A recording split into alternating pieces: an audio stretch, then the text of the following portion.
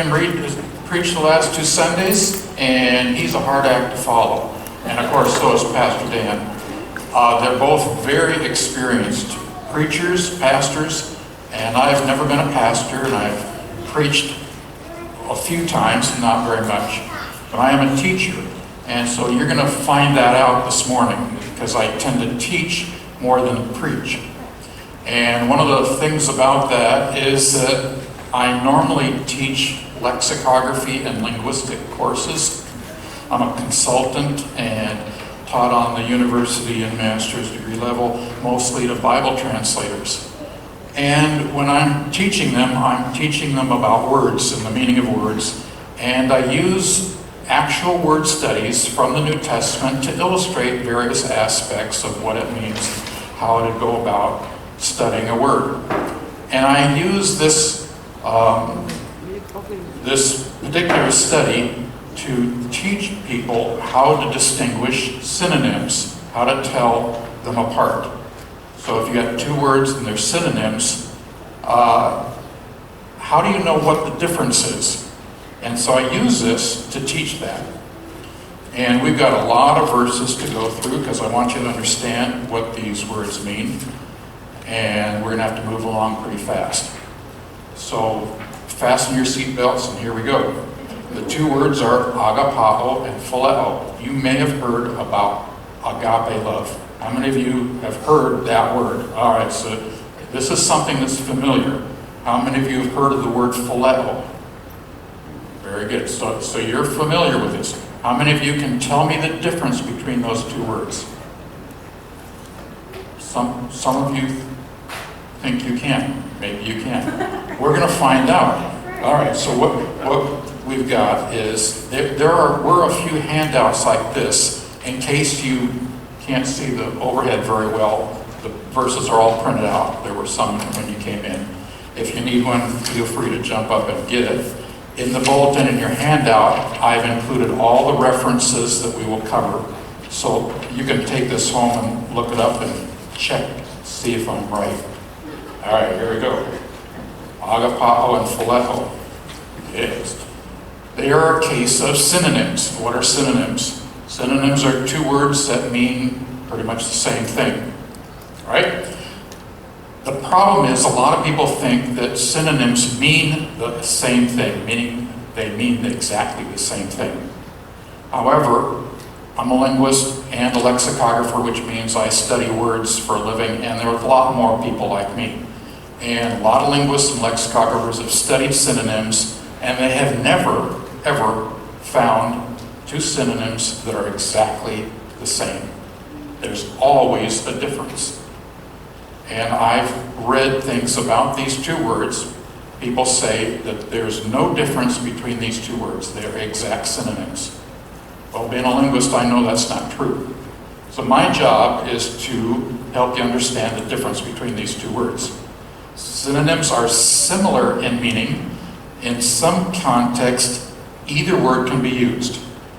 But in other contexts, only one of them will fit, and that will tell us the difference. If you can only use one in a particular context, not the other, then that tells you something.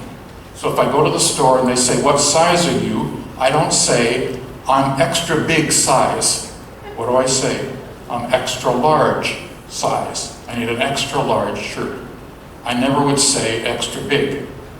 That tells us something, but I'm not sure what it tells us. But you can find contexts in which big and large are interchangeable, and other contexts in which you better watch your language or you're might get hit.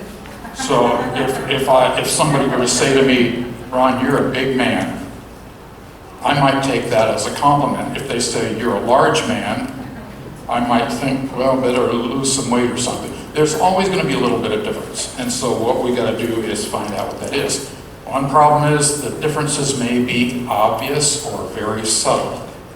All right, so next we want to kind of look at how do we picture meaning. We picture it as an area. You can think of it as a circle, and everything in that circle is the meaning. So synonyms overlap. You got the 2 circles and they overlap. Where they overlap, those are the similarities. But around the edges, those are the differences. That's just kind of a way of picturing what we've got going on here. All right, so we've got these two words, and both words are translated by the English word love. Almost always, almost every single translation translates both words with one English word. Meaning in the translation, you can't tell them apart. Both translated love. Is that okay? Yes, it's okay. Because our English word love is like a circle, but it's a very big circle. We use the word love in English to mean all kinds of things. So, oh, he came in and my heart went pitter-patter. I think I'm in love. Well, agapao and phileo are never used that way. So the English word love has a big circle, and inside of that would be agapao and phileo. They are inside the area of meaning that we use the word love for.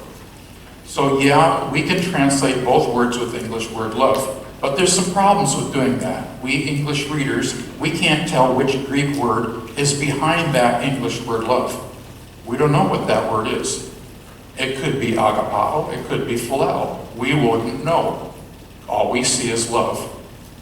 And we see those words occur over and over, but because we don't know which word is behind it, we never learn to distinguish those two words as we're reading our English Bible. That's the problem. There's a difference, and it turns out it's an important difference, but we never learn what that difference is unless somebody like me or a pastor or a commentator explain it. And that's our big problem. So the difference is important, but when we read these words, we're missing a part of the meaning of the sentence.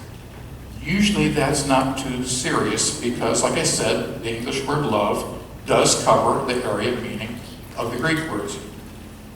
But occasionally the two Greek words are used in the same passage, and the author is playing one word off against the other word. Now we've got a real serious problem. Because if both words are translated love, you wouldn't know that the author is playing the words off against one another and contrasting them. We just don't even see that.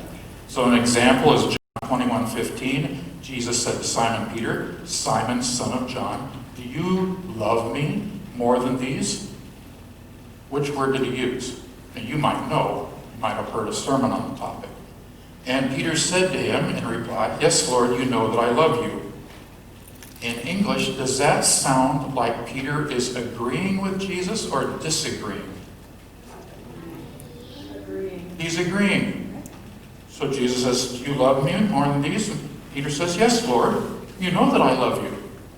Sounds like he's agreeing. In point of fact, Jesus uses the word agapao, and Peter replies with the word phileo. So then why does he say, "Yes, Lord"? Well, Peter tried a couple of times to say, "No, Lord," to Jesus. Like Jesus said, he predicted that he was going to die. He was going to go to Jerusalem. He was going to be handed over to the chief priests and elders. They were going to convict him and crucify him, and then on the third day he was going to raise from the dead. And Peter took Jesus aside and said, "No, Lord, this will never happen to you." In fact, he uses a strong phrase in Greek, like, "God forbid that this should happen to you." And he's rebuking Jesus. And Jesus turns to him and says, "Get behind me, Satan." That's pretty strong. And if Jesus said that to me, I'd feel terrible. And so Peter has learned never to say, "No, Lord." So what does he do? He says, "Yes, Lord." And we're going to come back to this because this passage is pretty tough to understand what's really going on. So we're going to come back to it. So hold this thought. What's going on with Peter and Jesus in this passage? So let's go on to the next one. How do you figure out what a word means? You look in the context. So here we've got the kind of thing that we would do in studying a word. We line up different sentences that use the word, and we look in the context, what's on either side, and we look for things that are repeated. If something comes up in the context more than once, we say, "Oh, that's significant." So we're looking for contextual patterns, anything that occurs in the passage. Now, this is just nonsense stuff here. Let me read it. It's not Greek. The word agapao is Greek. Yakety yak, agapao, blah, blah, blah. Yak, yuck, yuck, agapao, blah, blah, blah. Yikes, yuk, yak, agapao, blah, blah, blah. Do you see anything in that that's repeated? Let's go to the next one. In black we have yak, yak, yak, and blah, blah, blah. Of course, that's nonsense, but what we're looking for is words like yak and blah that keep showing up in the context. That's going to tell us what this word means. Okay, look for repeated patterns. Okay, moving on. The word agapao is a verb, and the word phileo is a verb, but there are other words that are based on the same roots. So I just wanted to let you know that because we're going to encounter some of these other words and actually look at them because they'll help us to help us understand the meaning of each word. So agapao is a verb, it means to love. It occurs 143 times in the New Testament. That's a lot. On the other side, phileo also means to love, sort of. It's only used 25 times, but that's still fairly often. On the left, we have agape, which is a noun, and on the other side, philia. Friendship means slightly different. It's at least translated with the word friendship, but it only occurs once, as opposed to 116 times for agape. Then agapetos is an adjective. It means beloved, it's translated that way. Philos is an adjective, is translated either loving or friendly. Then agapetos is also a noun, meaning a beloved person, and philos is almost always translated friend, not beloved. Agapao is far more frequent, 5 times more frequent than phileo and its derivatives, which is just the opposite of the frequency in Greek literature. Phileo is the more common one in Greek literature, and agapao is very infrequent, which tells you something, because in the Bible it's just the reverse. The reason for that is that God needed a word which would explain, that he could use to explain his kind of love. And agapao and phileo refer to different kinds of love. Phileo is important. It occurs quite frequently in the New Testament, but agapao is really important because it tells us how God loves us. And so Jesus is going to pick up on this word, even though it's very infrequent in Greek, and he's going to elaborate on it. He almost defines the word for us. All right, next, similarities. What we're going to do is look first for the similarities between these two words. And again, we're going to look in the context.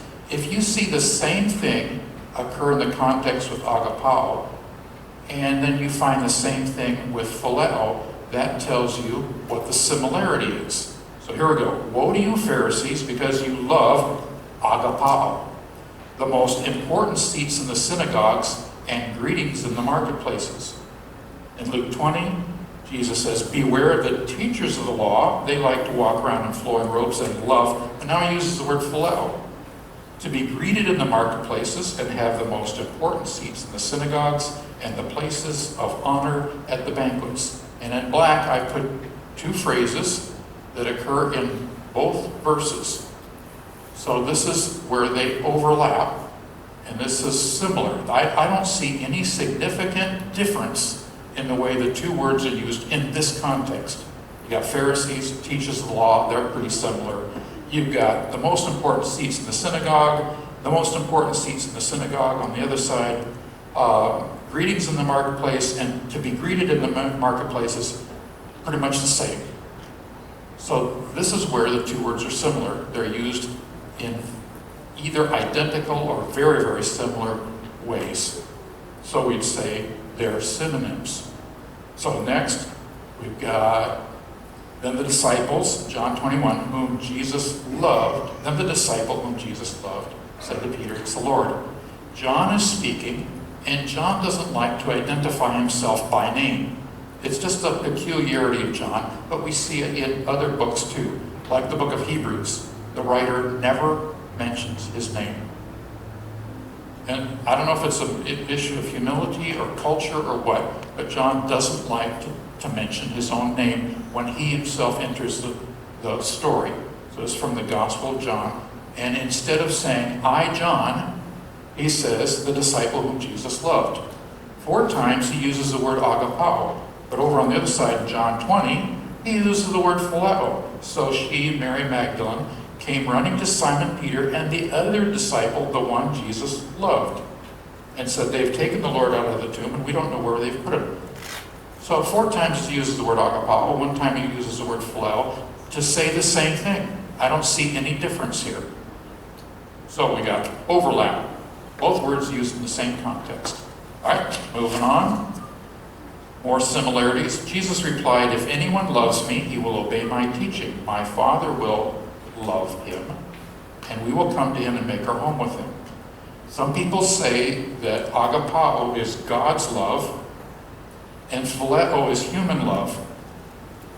So here we see, my Father will love him. God the Father is loving some person. God loves people. So if the idea that this is God's love is true, but phileo is not God's love, then we shouldn't ever find God loving people with phileo kind of love. But what do we find? John 16, no, the Father himself loves you, but it's phileo. Because you have loved me and have believed that I came from the Father. The context is similar. One verse uses agapao, the other verse uses phileo. I don't see any significant difference here. Again, overlap. Next. Teacher, which is the greatest commandment in the law? Jesus replied, love, agapao, the Lord your God with all your heart, with all your soul, and with all your mind. This is the first and greatest commandment. So here we see people loving God. So one of the things we do when we're looking at a verb, is to ask ourselves, who's the subject, or what is the subject, and who is the object, or what is the object? We've already seen that God the Father loves us. Now we're seeing verses where we love God the Father. So if agapao is God's love, phileo is human love, then we should see a distinction there. But in fact, we don't. Because in 1 Corinthians 16, it says, if anyone does not love phileo, the Lord, a curse be on him. That's pretty serious. So is agapao maybe a better kind of love than phileo? Well, God has both kinds of love for us, and we're supposed to have both kinds of love for him. In fact, agapao is said by Jesus to be the first and greatest commandment. That's pretty important. But on the other side, we see, if anyone does not love phileo, the Lord, a curse be on him. I don't want to be under a curse. If you don't love God the Father with phileo kind of love, a curse is on you. That's serious. So we see both kinds of love are important. Now, there is a difference, if you know what you're looking for, in these 2 verses, but we're going to ignore it for now because we're just looking at similarities. Okay, so let's move on to the next one. People love people. John 4, 1 John 4, and he has given us this command, whoever loves God must also love his brother. So we human beings are supposed to have agapao kind of love for each other. What about phileo? Titus 3, everyone with me sends you greetings. Greet those who love us in the faith. So people love people with both kinds of love. Okay? Where is the difference? So far we haven't really found any. We've got a couple more to look at. So the next one is, my son, do not make light of the Lord's discipline. So here we find the word discipline in the context. And do not lose heart when he rebukes you, because the Lord disciplines those he loves, and he punishes everyone he accepts as a son. But in Revelation 3, Jesus is talking and he says, those whom I love, I rebuke and discipline. So be earnest and repent. We see discipline in the context with both words. If God loves us, he's going to discipline us. Both words. Again, what's the difference? We don't see any. John 14, the next one. Whoever has my commands and obeys them, he is the one who loves agapao me. He who loves me will be loved by my Father, and I too will love him and show myself to him. The important word here is show. Well, let's look at John 5. I tell you the truth, the Son can do nothing by himself. He can do only what he sees his Father doing, because whatever the Father does, the Son also does. For the Father loves the Son and shows him all he does. We find show in both contexts. And what that means is, if I love you with either agapao kind of love or phileo kind of love, then I'm going to show myself to you. This is talking about intimacy. So if I love my wife, I'm going to talk to her, and I'm going to tell her about myself. I'm going to tell her my fears, my hopes. I'm going to tell her my plans. I'm going to tell her what I'm thinking, and she would do the same to me, because part of what it means to love is to open up yourself to the other person. God loves us, and so he opens himself up to us. The more you walk with God, the more God will open up his heart to us and teach us what he's like. And we see this all the way through Scripture. So God comes to Abraham and he says, shall I hide from my friend what I'm going to be doing? And that's an indication that if you're a friend of God, God's going to talk to you. And it's part of our relationship that we have as believers in Jesus, and that God and Jesus open themselves up to us, and we have a relationship with them, a relationship of intimacy. All right, so next, because of these similarities, some commentators have concluded that agapao and phileo are exact synonyms. Other commentators hint at the differences, but they don't clearly state what those differences are. And as I've studied this word and read what people have written about it, sometimes I find that people make some good, valid observations about these words. So I'm not actually telling you anything new that you can't find in the literature out there that some pastor or commentator hasn't already said. I'm not preaching to you some heresy that only Ron Moe knows. These things are talked about. Unfortunately, not everybody recognizes what the differences are. So I think the problem is that this is a case where you gotta look deep. And there's some things that you're just not going to pick up on very easily. So before launching into the differences, I want to give you the answer.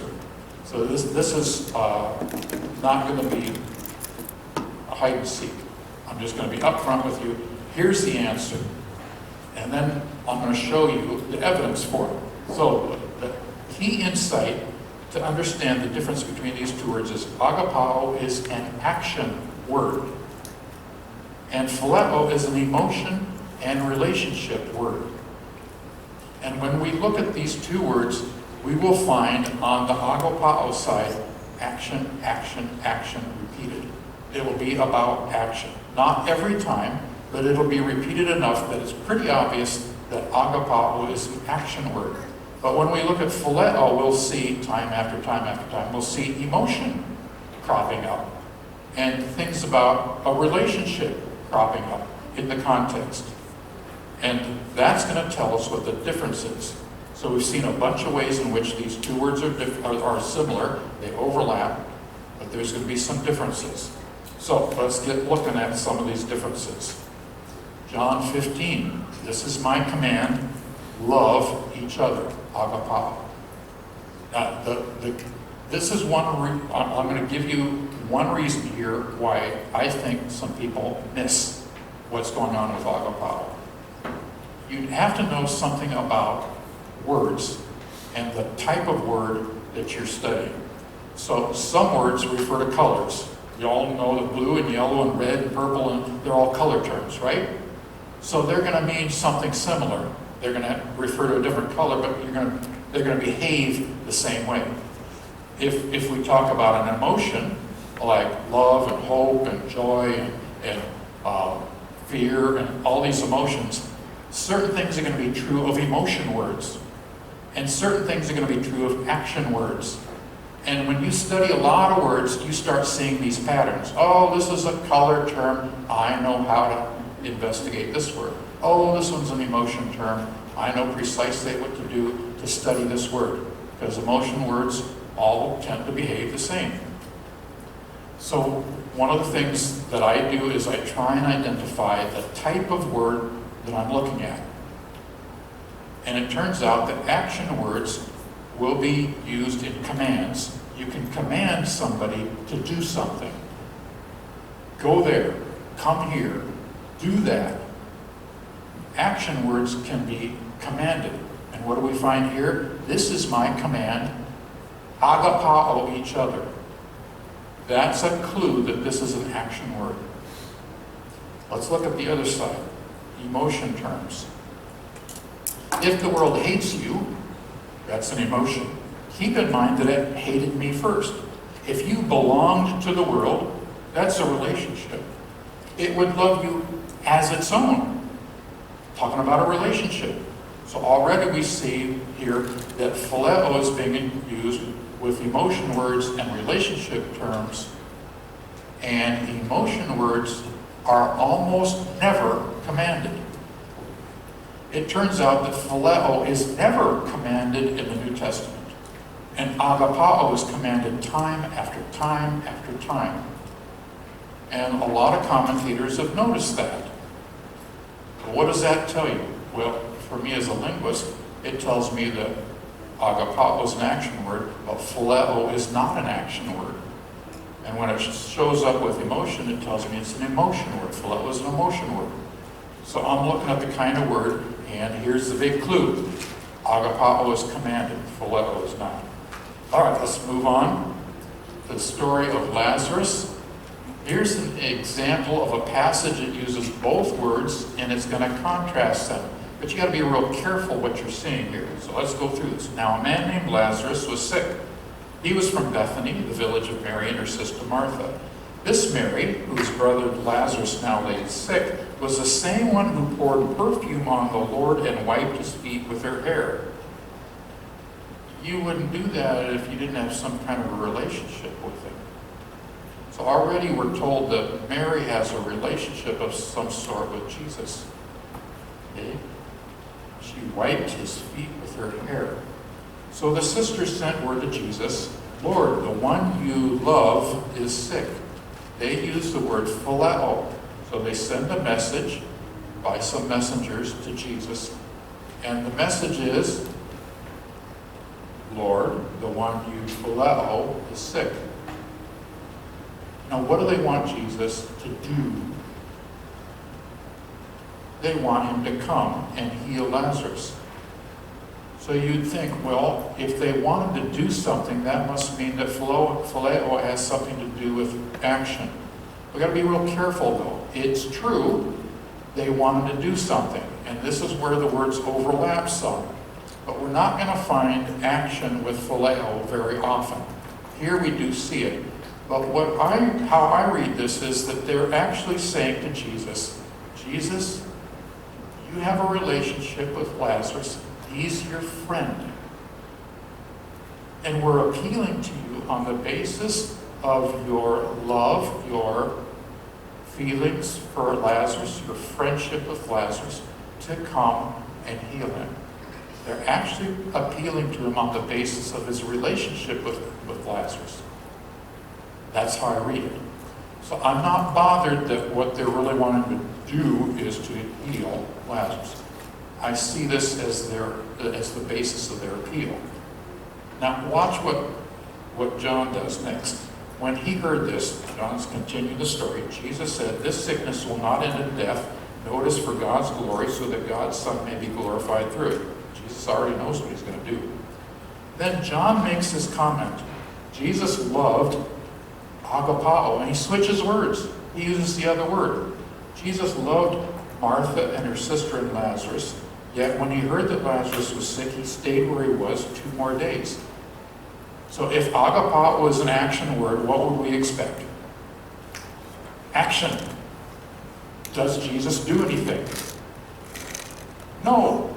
You might think, well, it seems to me that phileo is the action word and agapao is not an action word, except there's one little clue. It's that little word yet. Now see, I'm a linguist, and I know these things. See, I'm bragging here. Okay, I'll admit I'm bragging. I notice these kinds of things because yet is what I won't deal with the technical term. It means that we would expect one thing, but we don't see it. We would expect Jesus to do something because that's what the word agapao means. Yet, he doesn't. Why not? Well, because he knows what he's doing and he's going to wait. Why does he wait? Because the Jews have this belief that if you die, you're not really dead until 4 days go by. After 4 days, you're really dead. So in the Old Testament, they noticed that on a couple of occasions, Elijah was one and Elisha was another, I think, and the prophet raised somebody from the dead. But he did it the same day that the person died. Now, they didn't have real good medical understanding of things. Sometimes if a person went into a coma, they thought the person died. Even with modern medicine, there are occasionally stories where the doctors thought somebody died and they send the body to the morgue only to have the person sit up and start talking. And even doctors can get fooled. But after 4 days, nope. Why? Because after 4 days, the body starts to decay and it starts to smell. And by then you know that there's no way this person can be raised from the dead. It's just impossible. The person started to rot. And that's what Martha and Mary are going to say to Jesus when, I think it's Martha says it, when Jesus says, roll the stone away. And she objects, but Lord, by now he stinks. And so their belief was after 4 days you are really dead, no chance of being resurrected. So Jesus waits 2 days because it took at least a day for the messenger to get to him. And it's going to take another day to get there. And by the time he gets there, Lazarus will have been dead 4 days. And he's going to show his glory because it doesn't matter that Lazarus is stinking by then. It doesn't matter. He's going to raise Lazarus from the dead. Okay? That's what's going on here. And it's not real clear, but if you look carefully, you know what you're looking for. It's clear that agapao really is the action word. Phileo really is the emotional word, the relationship word. So next, we see what happens when Jesus gets there. So Jesus gets there, Martha goes out to meet him. Jesus sends for Mary. Mary comes out, and they both say, Lord, if you'd been here, our brother wouldn't have died. It's too late now, Lord. And Jesus asks, let me read the verse. When Jesus saw her weeping, this is Mary, Mary's weeping, and the Jews who had come along with her also weeping. What's weeping? It's an expression of emotion. Okay? So we got emotion going on. When Jesus saw them weeping, he was deeply moved in spirit and troubled. What does that refer to? Emotion. So Mary and the Jews are displaying emotion, and now Jesus is displaying emotion. And then he says, where have you laid him? He asked. Come and see, Lord, they replied. And then we get this verse, Jesus wept. Now, the theologians will write all sorts of things about what it meant, why Jesus wept. But what we read in the passage is that the Jews said, see how he loved him, phileo.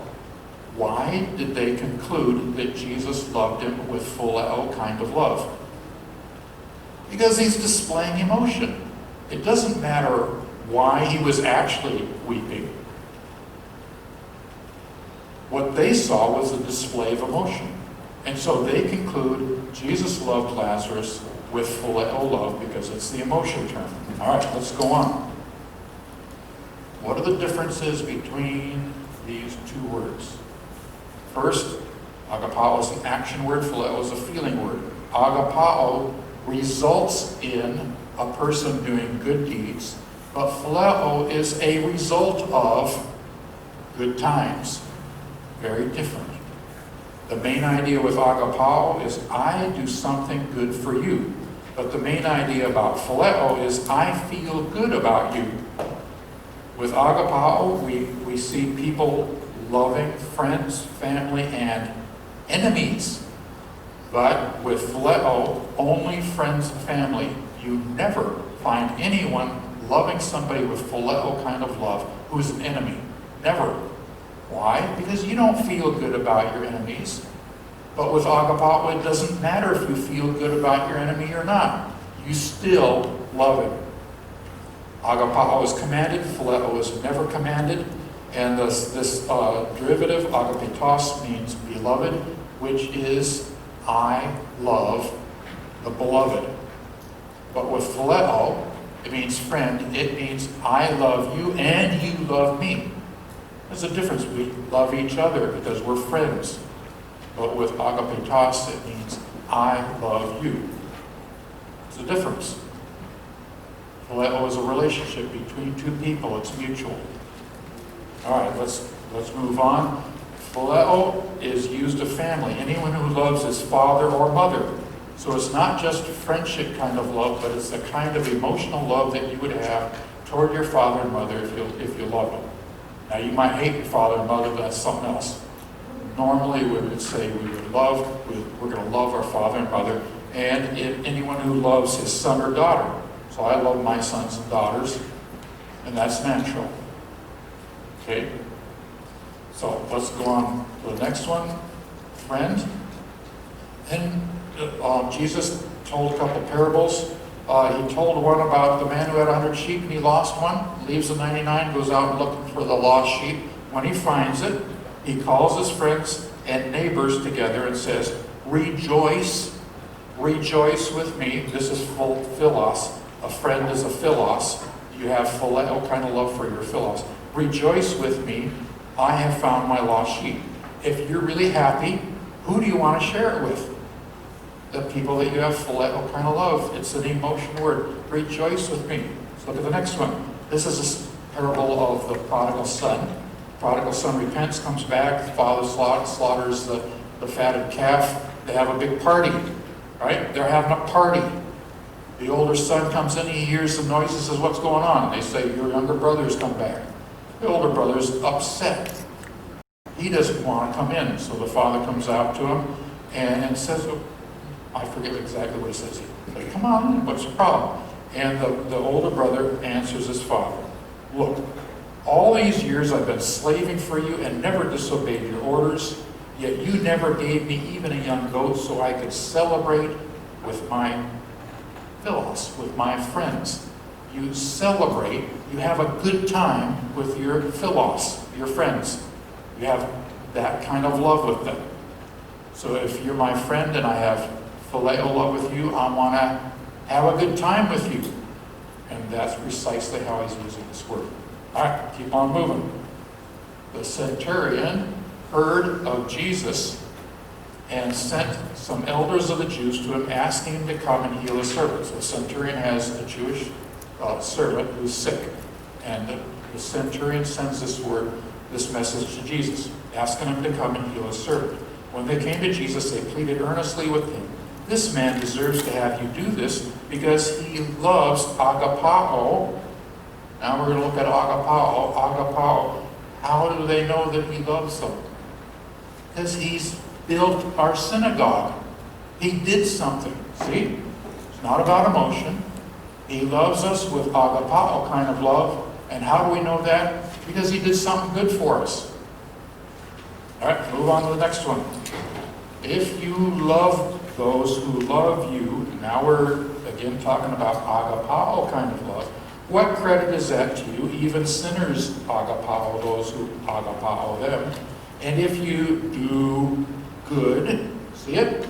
If you do good to those who are good to you, what credit is that to you? Even sinners do that. And if you lend Doing is action. To those from whom you expect repayment, what credit is that to you? Even sinners lend as sinners, expecting to be repaid in full.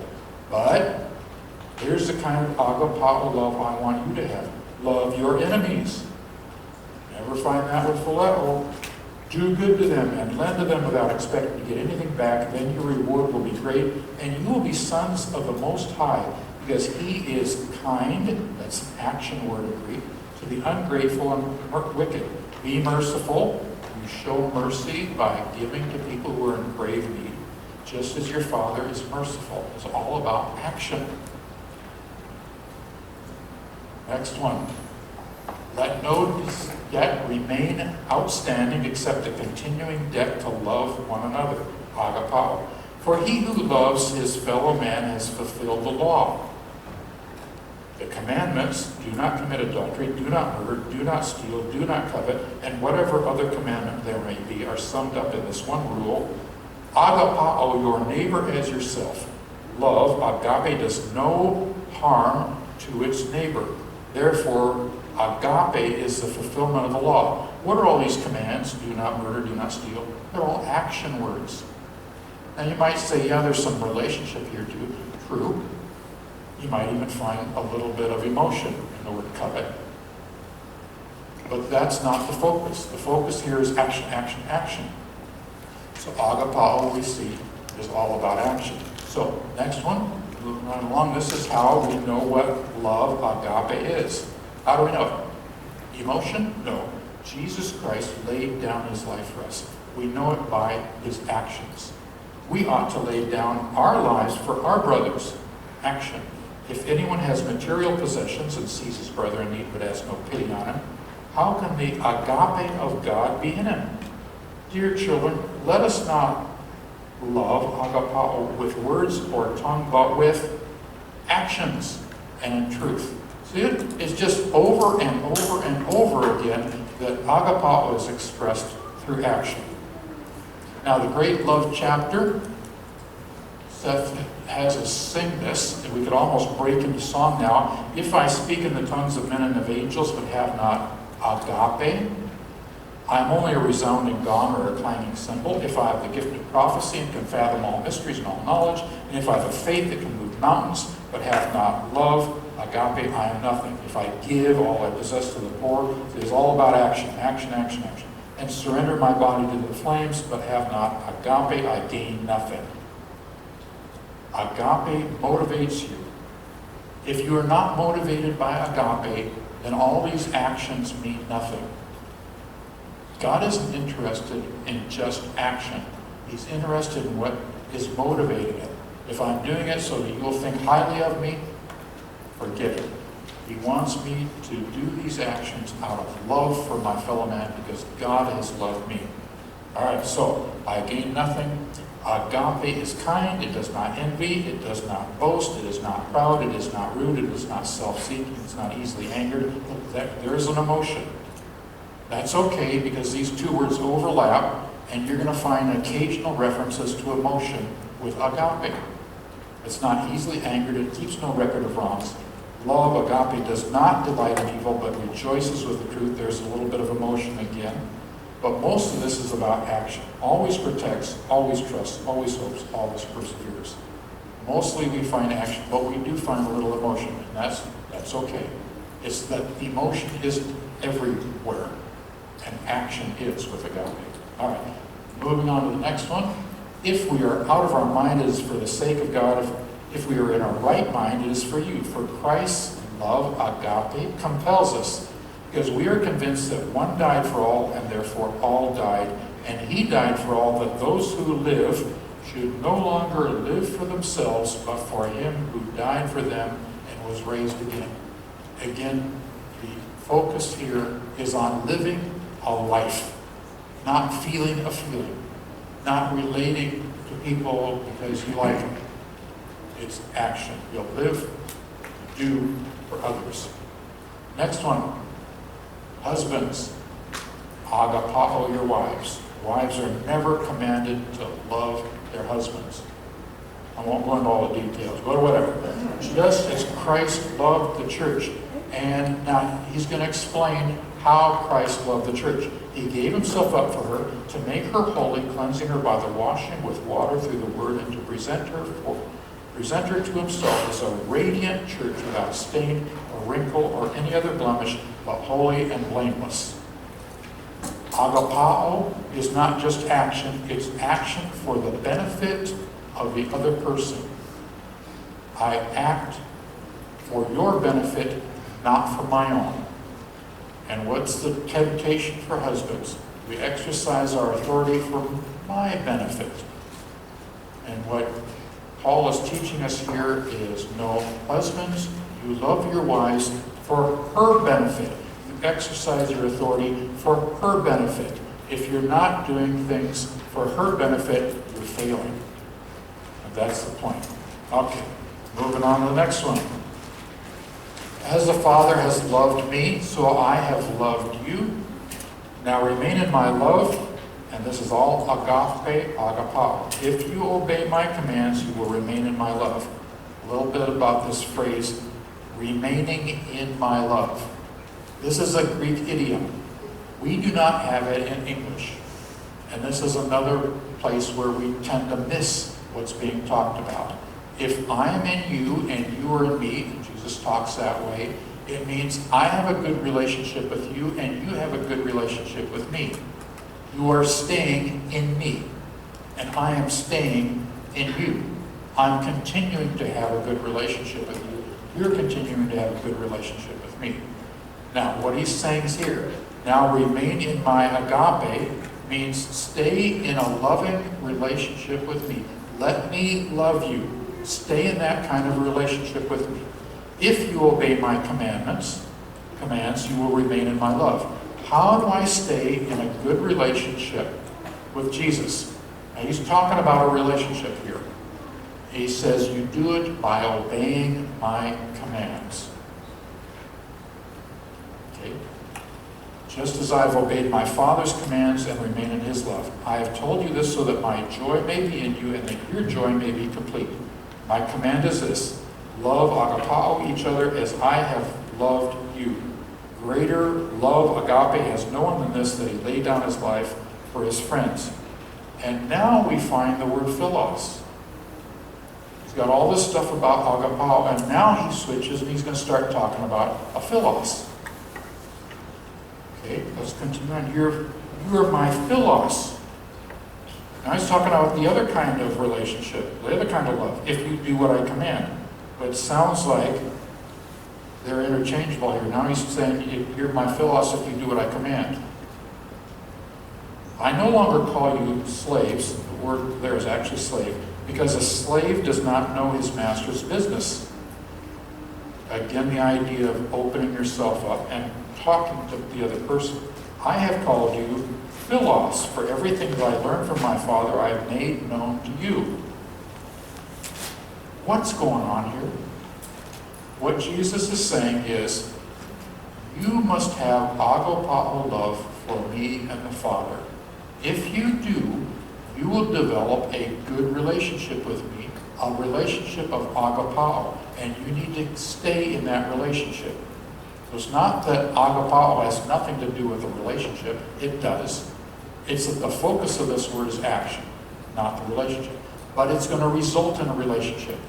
And it's going to morph over time from just a relationship where I'm doing good things for the Father and he's doing good things for me. I'm doing good things for Jesus and he's doing good things for me. And now it's going to morph into a philos relationship. So what this teaches us is that agapao leads to phileo. It leads to being friends. Do you want to be a friend of God? I do. I would like God to look at me and say, Ron, you are my philos. You are my friend. How do I get there? By agapao. That's where it starts. If you start doing what Jesus commands us, doing what the Father commands, your relationship will gradually move into a friendship kind of relationship. And the Father wants both. He wants our relationship to be one of agapao, and he wants our relationship to be one of phileo. It's not that, oh, agapao is the important one, forget about phileo. He wants both. But it starts with agapao, and then moves into phileo. All right. Let's move on to the next one. This is just a summary. I tried to write a definition. I'm going to move right on because I've covered all this, and it's just kind of a summary statement. And I don't really like definitions very well, even though I spend all my time writing definitions. They're not just me, other people say they're really too short and too brief to really help you understand what the meaning is. So let's move on to the next one. When the Bible speaks of sacrificial love, it always uses agapao, never phileo.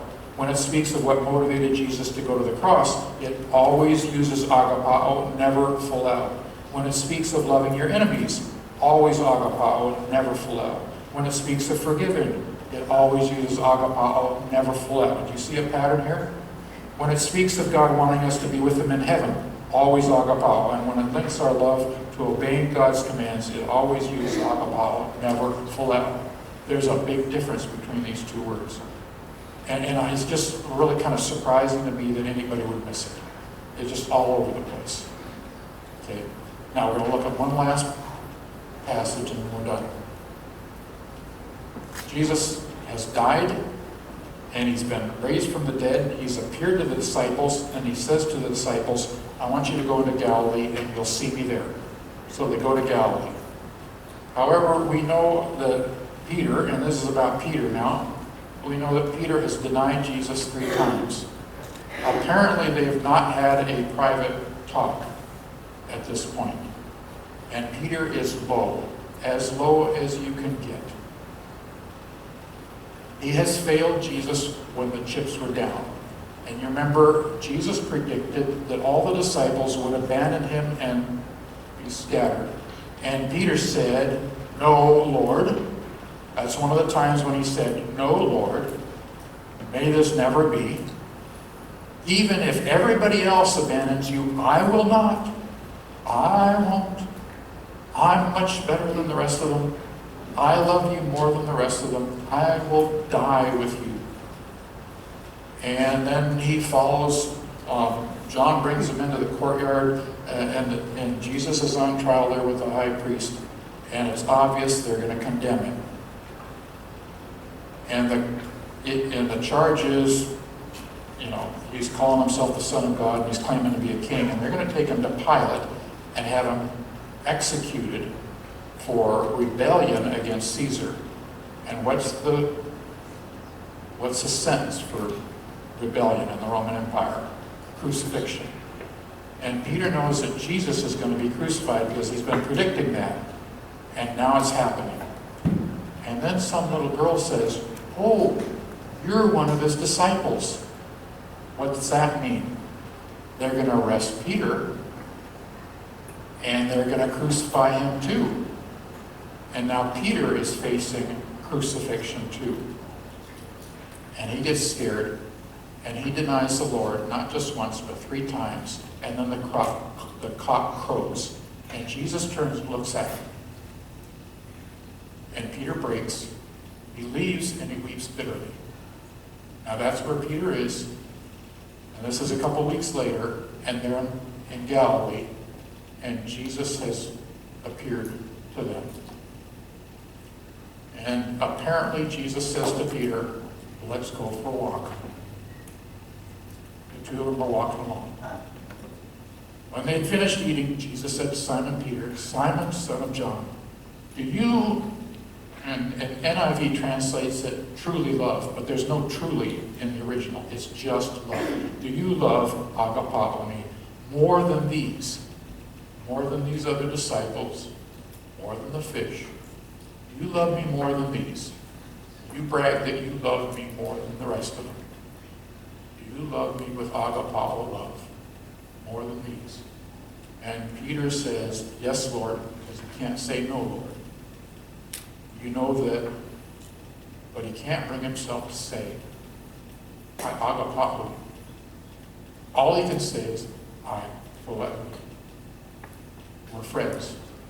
I like you. And that's really what he says. And if I was translating this, I would translate it this way. Jesus said to Simon Peter, Simon, son of John, do you love me?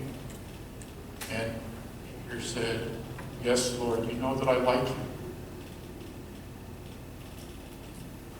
You know we're friends. But that's not what Jesus asked him. Why did Jesus ask him to agapao? Because he's not through with Peter.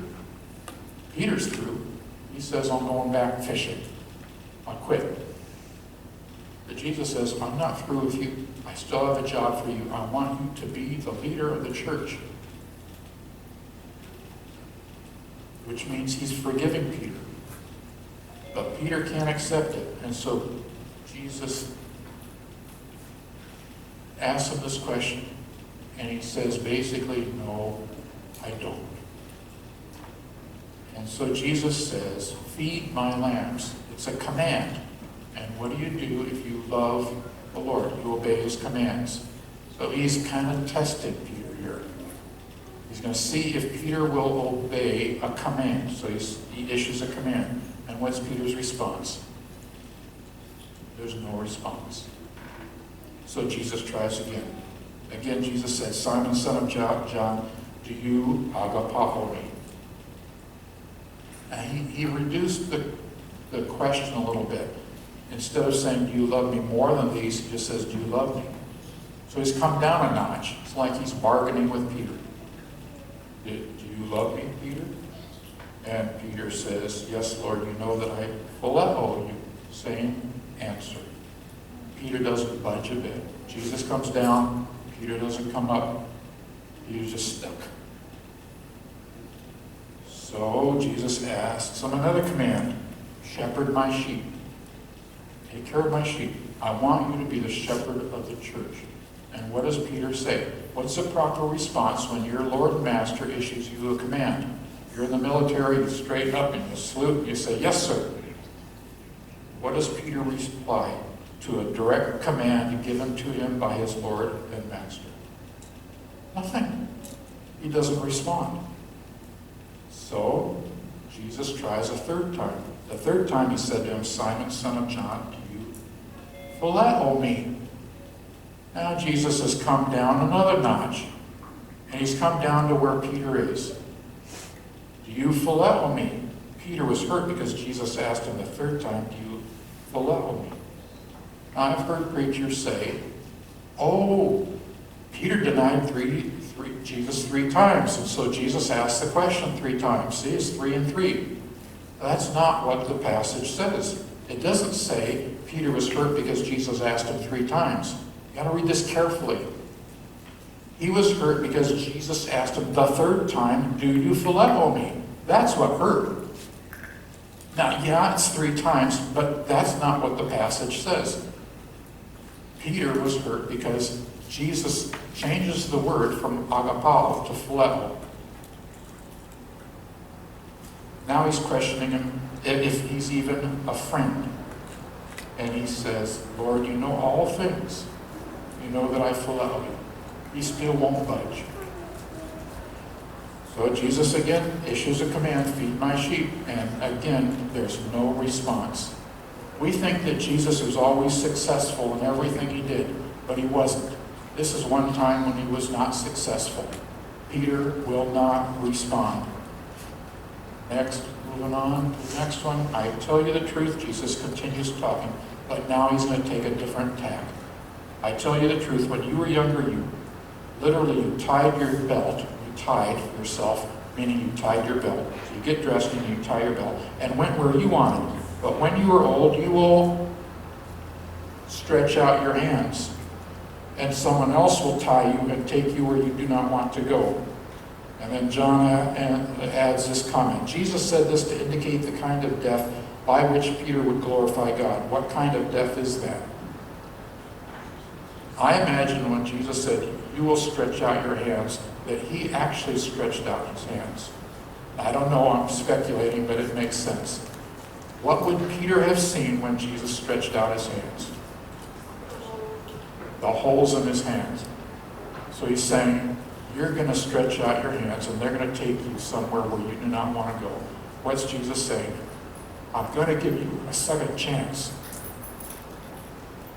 The first time you blew it, but you're going to have another chance. And the next time, you won't blow it.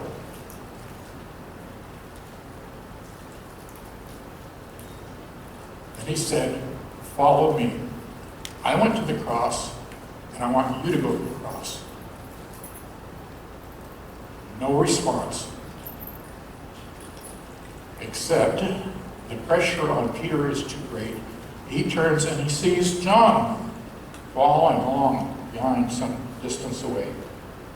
And he saw that the disciple whom Jesus loved, that's how John identifies himself, was following them. This was the one who leaned back against Jesus at the supper and said, Lord, who's going to betray you? When Peter saw John, he asked, Lord, what about him? So Peter tries to deflect the attention away from himself. The pressure's too much for him to bear. He can't handle it anymore. He said, oh, Lord, what about him? How's he going to die? And Jesus answered, if I want him to remain alive until I return, what is that to you? You must follow me. And in the Greek, this is an emphatic command. You follow me. What does Peter say in response? Nothing. Is that the end of the story? What Peter needed is forgiveness from Jesus. He needed to understand that his sin was forgiven. This is what he needed. Above all, love, agape. It literally is have agape for each other deeply. So we would translate it, love each other deeply, because agape love covers a multitude of sins. And Peter needed this lesson to know that all his sins have been forgiven, including the sin of betraying Jesus 3 times. And Peter can go on with the Lord with the relationship restored and continue serving with agapao kind of love. But Peter's not there yet. Does Peter ever get there? Does he ever get this point? Next. It's Peter who wrote that. So yes, he did get it eventually. And we know that 2 weeks after this conversation, they're going to be in the upper room, the disciples, and Peter is going to be the leader. And then Pentecost will come when the Holy Spirit comes, and they're going to be speaking in tongues, and there'll be a big crowd, and it's going to be Peter who preaches the first sermon and wins 3,000 people to the Lord that day. So yes, Peter does get it. Not with this conversation, but in the next 2 weeks, somehow, what Jesus has said to him gets through.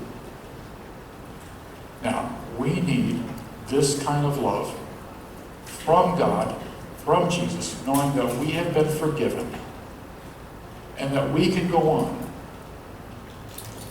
serving God, loving him, and building a good relationship with him. Have you ever blown it? I'm seriously blown it.